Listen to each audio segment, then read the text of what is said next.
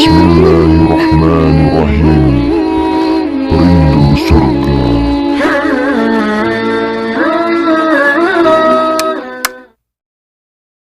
Bismillahirrahmanirrahim.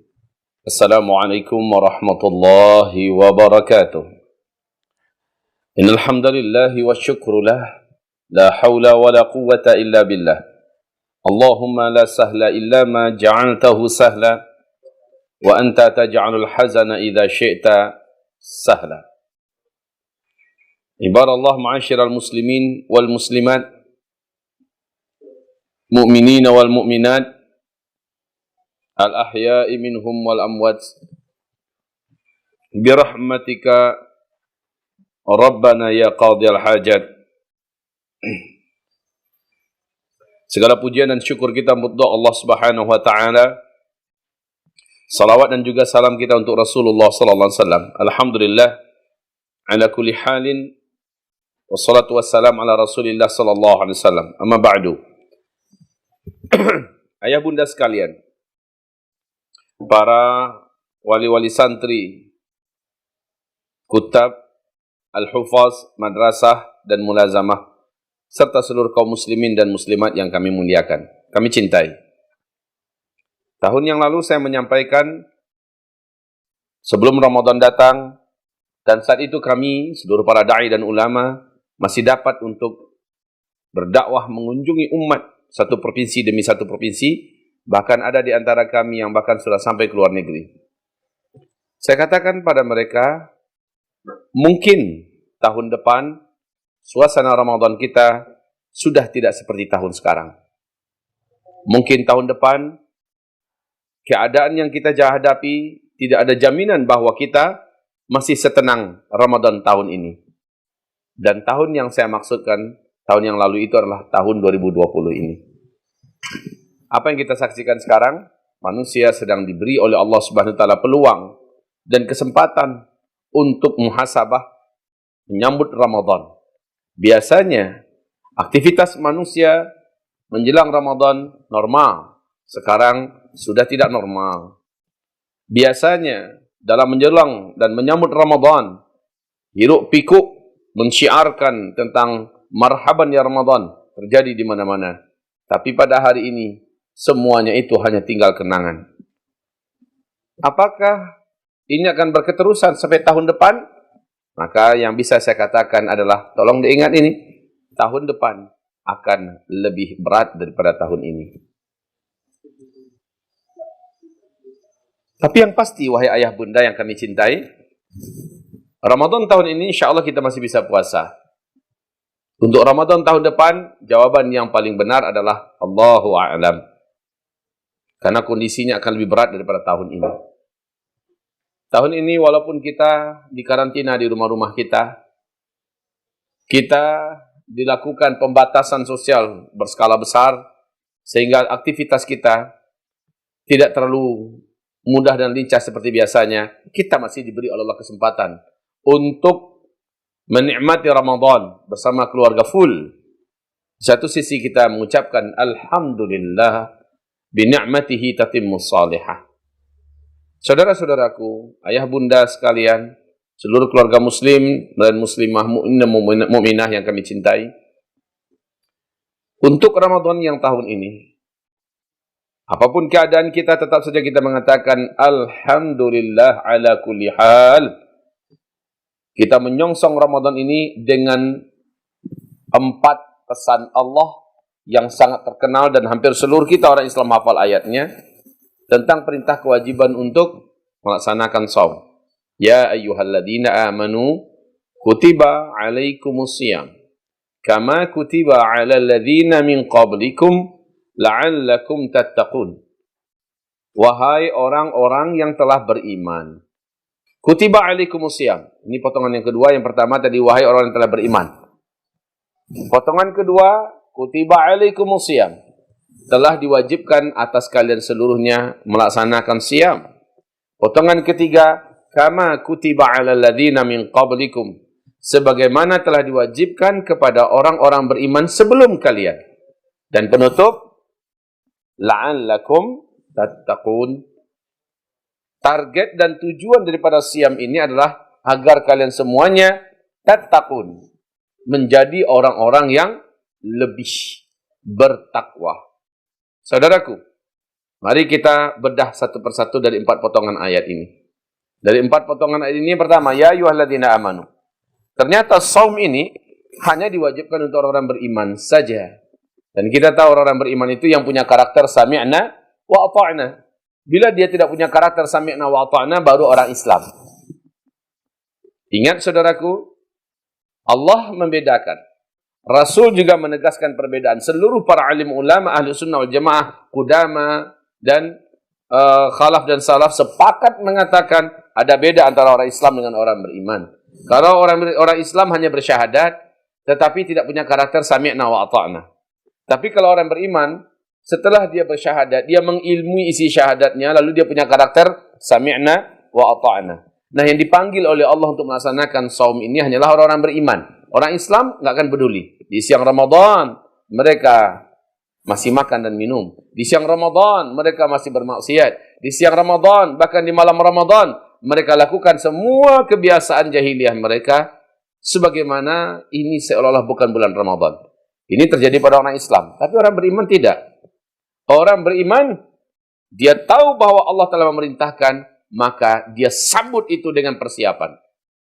Tentu saja, saudaraku yang kami muliakan, yang terhimbau dan merasa berbunga-bunga hatinya, menyambut bulan pensucian ini hanyalah orang-orang beriman. Dan semoga kita tercatat atau terhitung di sisi Allah sebagai orang yang beriman, hamba-hambanya yang beriman. Amin ya rabbal alamin.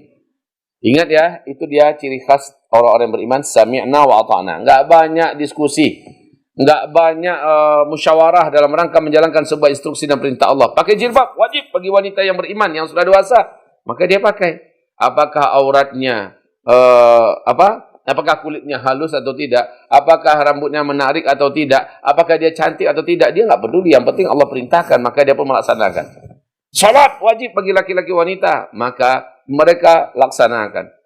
Dan mereka dalam melaksanakan tidak minta diskusi dulu. Diskusi sama pemerintah, diskusi sama bos, diskusi sama majikan. Ini ciri khas orang beriman ya. Sami'na wa ata'na adalah di atas segala-galanya. Terus yang kedua, ini dia. Kutiba alaikumusiyam. Kutiba alaikumusiyam. Telah dituliskan kewajiban atas kamu untuk melaksanakan siam. Yang kedua, ternyata yang dipanggil orang beriman, ngapain? Tentang kewajiban melaksanakan siam. Siam itu secara bahasa adalah al-imsak. Itu arti siam ya. Ayah bunda, apa itu imsak? Menahan makan dan minum serta seluruh yang membatalkan dari sejak fajar, terbitnya fajar sampai tenggelamnya matahari. Ini disebut dengan as-siyam. Al-imsak min jami'il muftirat minal ma'kulati wal masyrubati wasyahawat min tulu'il fajri ila ghurubis syams ta'atan lillahi azza wa jalla.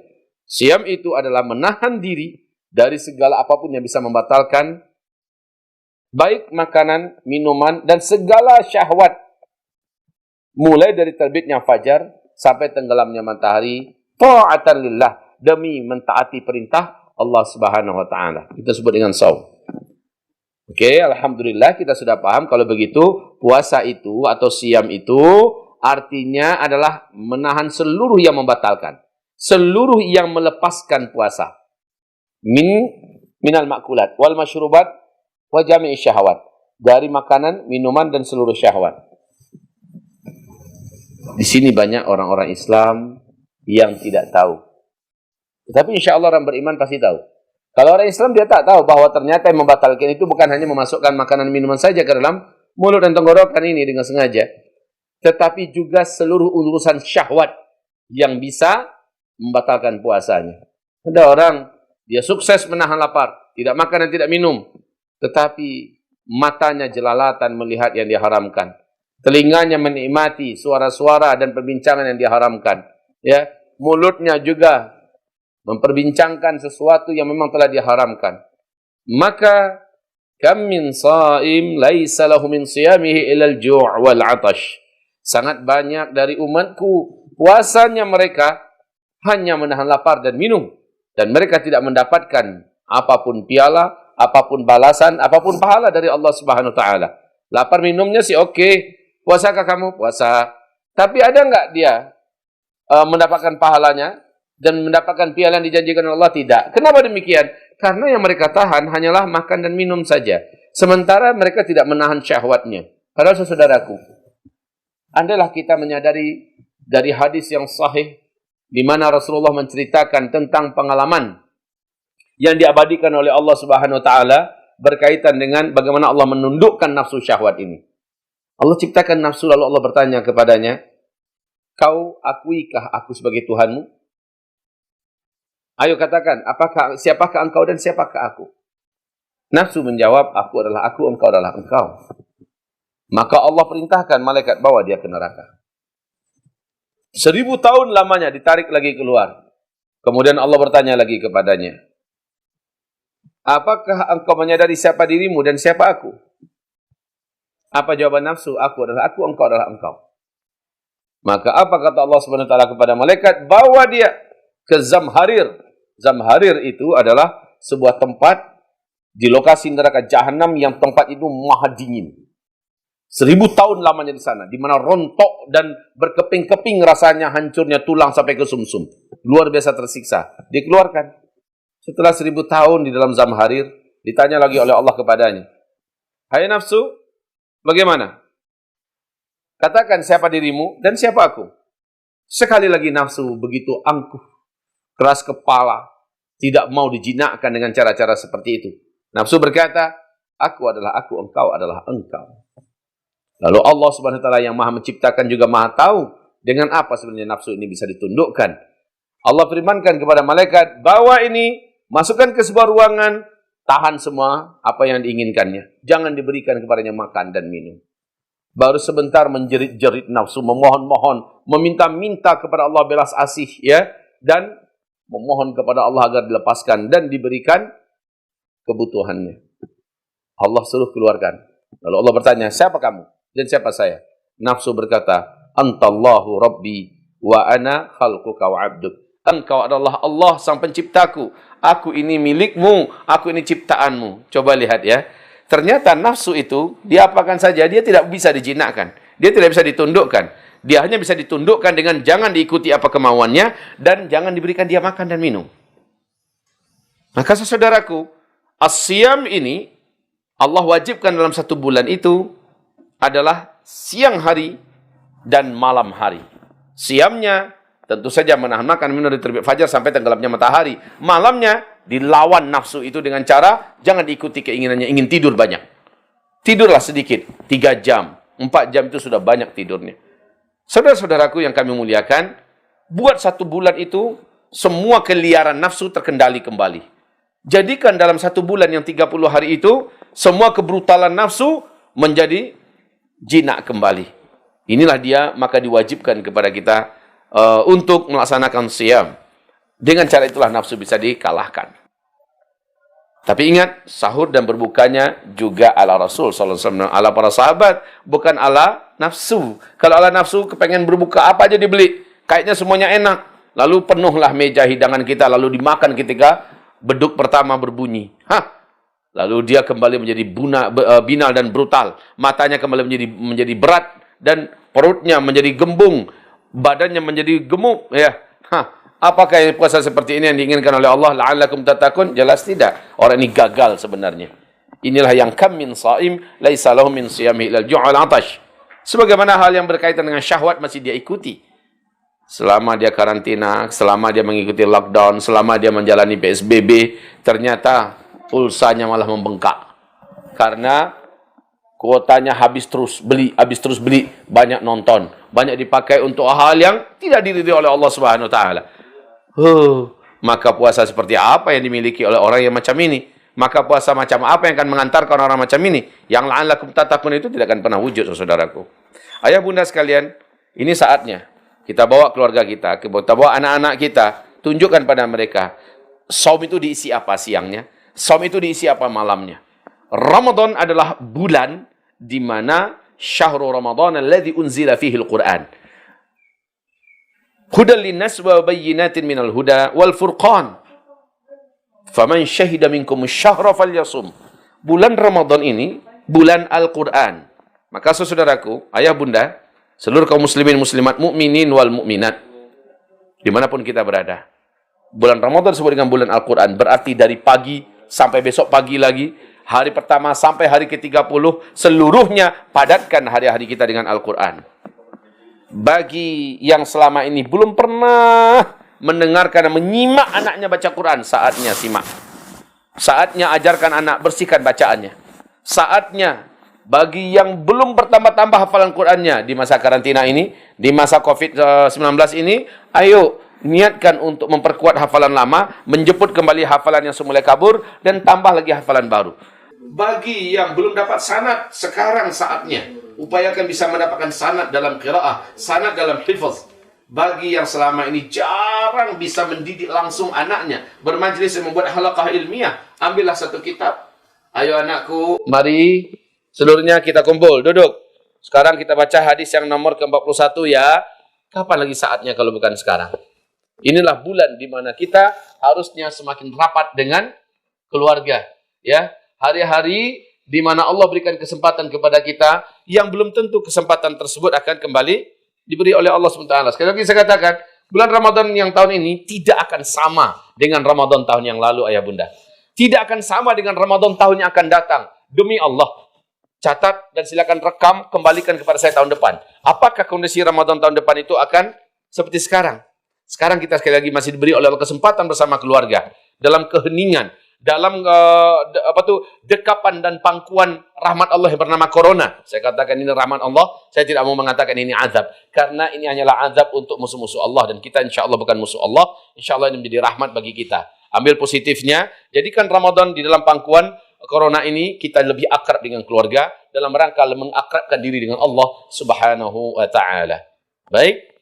Selanjutnya potongan yang ketiga, kama kutiba 'alal ladzina min qablikum. Sebagaimana saum seperti yang diwajibkan Allah sekarang kepada kamu telah diwajibkan juga kepada orang-orang beriman sebelum kamu. Ternyata ibadah saum ini bukan amalan baru untuk Nabi Muhammad dan umatnya saja, tapi juga berlaku untuk seluruh umat Nabi Muhammad sebelumnya, umat nabi-nabi sebelumnya, ya. Mulai daripada syariat pertama yang Allah turunkan kepada Nuh alaihissalam, ya, meluruskan daripada apa yang telah disimpangkan oleh generasi manusia Bani Adam. Setelah Nabi Adam, Nabi Nuh bawa syariat. Di situ sudah ada perintah kewajiban untuk puasa. Sudah ada perintah kewajiban Nuh, Hud, Saleh, Ibrahim, Lut, Ismail, Ishaq, Yaqub, Yusuf, Ayyub, Shu'aib, Musa, Harun, Dzulkifli, Daud, Sulaiman, Ilyasa, Yunus, Zakaria, Yahya, Isa alaihi salam, dan Nabiullah Muhammad sallallahu alaihi wasallam. Kama kutiba 'alal ladzina min qablikum. Salah satu amal tertua di muka bumi ini adalah puasa. Sebagaimana setuanya ibadah salat kepada Allah Subhanahu wa taala. Ujungnya adalah la'allakum tattaqun. Hanya puasa syahrul Ramadan lah yang mampu mengantarkan kita kepada ketakwaan. Arti takwa itu apa? Para ulama berbeda-beda mendefinisikan, tetapi isi definisi mereka ketemu dalam satu titik yang sama, yaitu semakin mereka banyak mengerjakan perintah-perintah Allah, semakin mereka banyak meninggalkan larang-larangan Allah. Mana yang makin banyak mengerjakan perintah Allah, mana yang makin banyak meninggalkan larangan Allah, dialah sosok yang disebut dengan bertakwa itu. La'allakum tattaqun. Di dalam bulan Ramadan dihasung dengan janji-janji pahala yang sangat banyak dari Allah Subhanahu wa taala, sehingga orang termotivasi. Ayat Al-Qur'an yang dibaca, zikir yang dikerjakan, sedekah yang dikeluarkan, ya, kemudian tidur pun yang diniatkan untuk menguatkan badan. Selanjutnya bersama dengan keluarga memperbanyak sujud kepada Allah Subhanahu wa taala dan berdoa, dan memperbanyak tamatkan Al-Qur'an serta meninggalkan semua yang dilarang oleh Allah Subhanahu wa taala dan Rasulnya. Maka inilah yang menjadikan seseorang itu menjadi sosok yang muttaqin, la'allakum tattaqun. Energi yang diserap dalam satu bulan Ramadan tersimpan selama 11 bulan kemudian untuk mampu bertahan, ya, dalam rangka menghadapi serangan bertubi-tubi syaitan yang terlaknat yang menggoda nafsu kita untuk kembali menjadi binal dan tak terkendali. Alhamdulillah, 9 bulan sudah mulai agak melemah. Bulan ke-10 sudah mulai agak terkendalikan. Bulan ke-11 masuk bulan Sya'ban, di mana kita dicontohkan oleh Rasulullah SAW mulai melakukan pemanasan menyambut Ramadan. Pas Ramadan ini adalah final. Maka nafsu kembali menjinak, ketakwaan tetap terkendali dan terkondisikan. Saudara-saudaraku, hanya puasa, amalan yang mampu mengantarkan seseorang kepada la'allakum tattaqun. Karena amalan puasa ini aneh. Allah Subhanahu wa taala berfirman dalam hadis qudsi, semua amalan itu untuk anak Adam. Semua amalan itu untuk anak Adam. Tapi puasa itu untukku, kata Allah Subhanahu wa taala. Puasa itu adalah untukku. Fa ana majziyun bih. Aku yang akan langsung membalasinya. Aku yang akan langsung menerima dan mengurusnya. Kalau ibadah-ibadah yang lain itu melalui malaikat, pakai catat-catat malaikat. Tapi kalau puasa enggak, Allah langsung yang ngurus. Keren. Ini amalan yang langsung Allah yang ngurus. Allah langsung yang punya hubungan dengan si hamba ini. Ya, enggak perlu pakai malaikat-malaikat yang nyatat-nyatat. Langsung Allah yang ngurus. Dan Allah menyiapkan sebuah pintu di dalam gerbang-gerbang surga. Pintu itu bernama Ar-Rayyan, yang hanya dikhususkan untuk para pencinta puasa. Karena Allah Subhanahu wa taala dengan cara puasa yang benar. Sehingga puasa itu mengantarkannya kepada la'allakum tattaqun. Oh ayah bunda yang tercinta. Dalam bulan Ramadan besok, saya, Abah Uzma, atau Ustaz Zulkifli Muhammad Ali mengajak kepada ayah bunda. Jangan buka televisi ayah bunda. Ini benda lagha.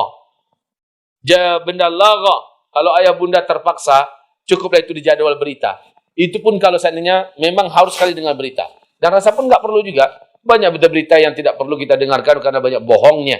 Tapi kalau ayah bunda akan buka juga sesuatu yang ada berita berkualitasnya, carilah di berita-berita yang islami. Ya, sudah selesai, cukup. Tutup lagi. Satu hari punyakan jadwal, setengah jam atau 1 jam. Khusus bulan Ramadan, istimewa bulan Ramadan. Supaya apa? Supaya la'allakum tattaqun itu sampai target. Kita tidak banyak menghabiskan waktu bersama handphone. Kita tidak banyak menghabiskan waktu dalam bual-bual dan bincang-bincang, apalagi di depan televisi.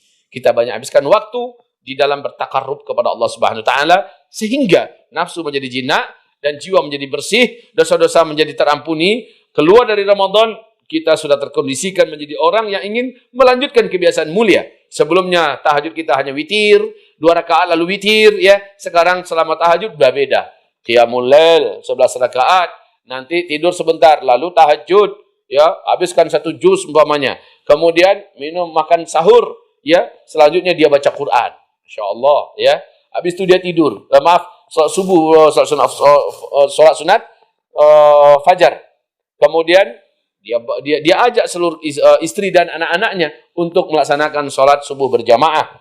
Seandainya memang kondisi kita nggak bisa keluar besok, ya udahlah nggak apa-apa, di rumah saja. Pastikan berjamaah. 5 waktu pastikan berjamaah. Ya, jangan takbiratul ihram sebelum dikumandangkan azan. Syukur-syukur kalau di kampung kita, di kota kita ada azan yang berkumandang, maka di rumah tak perlu lagi ada azan.